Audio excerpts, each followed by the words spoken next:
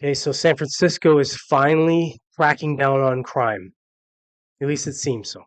Ever since the Xi Jinping visit to San Francisco and that very quick cleanup, they've it's reverted, but they're trying to push some crime cutting initiatives. So I'm going to read this article. This is by Fox, and so if Fox is sometimes good, sometimes they're bad. I don't know, whatever. This one seems to be pretty all right.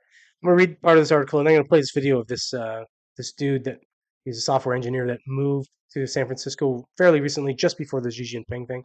He has a pretty good take on what's going on there. So let's get on this. So San Francisco has seen a sudden drop in car burglary rates since implementing an aggressive crackdown on thefts in recent weeks through a combination of bait cars, plainclothes officers, and video surveillance.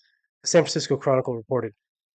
City leaders and police officers have seen car burglary rates continue to drop after implementing the policies. Between September 1st and November 26th, the city logged 3,399 smash and grab reports. Wow. That's just reports, right? Because a lot of people don't report when that happens. I used to have it happen to me all the time, and I wouldn't say anything. Why are you going to report it? I mean, so they smash your window and they take a bunch of change out of your center console or whatever they take. You're going to report it? It's a waste of time. They don't do anything about it.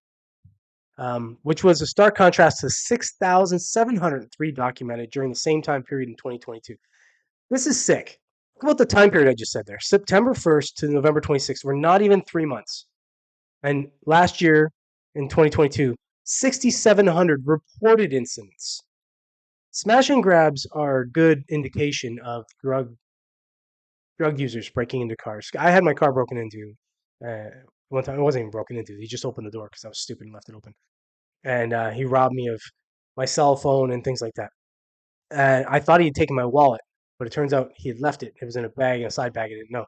Cops took it very serious when they thought the wallet was taken. But the minute I discovered the wallet and told them, I didn't hear back from the cops. So these reports, they're largely going to go unnoticed. So let me play this video here.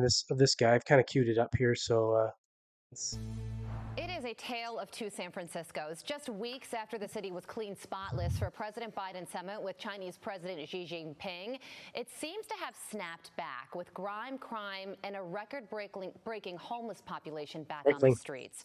A software engineer who just moved into town captured these images and says the reality is even worse. His name is Jeremy Bernier, and he joins me now. Jeremy, good morning to you.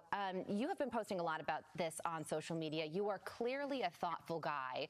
So how would you describe what the Tenderloin district of San Francisco is like? It's a disgrace. So I've been to 50 plus countries and traveled the world. I've never seen anything like this. I mean, I've seen poverty before, but this is like an open air trap house. It's just ground zero of the fentanyl crisis. You've got people literally smoking fentanyl, taking these drugs out on the streets. And of course, you've got the tents and camps while you've got a playground with children playing right nearby. And this is blocks away from the mayor's office. It's just unbelievable to me that a city and country with such immense wealth can have such just blatant poverty and suffering right out there in the open. It's so true. And we're playing some of the videos you sent us, and it's just so sad. It's hard to find words to describe it. What he says Maybe it does take here. somebody like you who's traveled around the world to come into San Francisco and in a very nonpartisan way say that this is wrong. Something isn't working here. And you said that you tried to visit London Breed, but City Hall was closed that day. If you got a chance to talk to her, what would you say? I would say, I mean, like, what is this? Yeah. This is a disgrace. I just cannot believe it. I mean, it's never seen this anywhere in the world. I mean, like, if you can't solve it, then we need to replace leadership to somebody else who can. But I mean, you can say all the things in the world, tweet whatever, but it's there, it's clear. Everybody here knows that, and I mean, it's so you got to fix it. Yeah, it's mind blowing. All right, that's pretty good, I think, on that. Oh, gotta get out of this thing here. Yeah, this is just a software engineer. He moved to San Francisco, whatever, recently, let's say, and he's noticed. This is the idea of this taking place in, like he said, one of the richest nations in the world. if not the richest, I guess the richest nation in the world, is just completely mind-boggling. And perfect sentiment to say if the people that are in charge can't seem to do anything about this, well, I think we need some new government. You know, I think we've established that San Francisco has been a bit of a dumpster fire for years, so might be time to change up at least government in that city.